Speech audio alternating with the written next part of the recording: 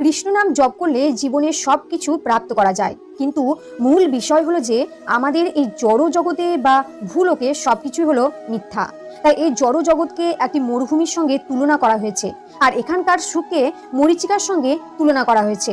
মরুভূমিতে যেমন অনেক চেষ্টা করেও জলের সন্ধান পাওয়া যায় না, তেমনি হাজার চেষ্টা করেও জড় জগতের সুখের লেশ মাত্র পাওয়া যায় না। আপনি যতই ধনী হয়ে যান, আপনি যতই উচ্চপদস্থ কর্মচারী হয়ে যান, পরের জন্মে আবার আপনাকে এই শূন্য থেকেই শুরু করতে হবে।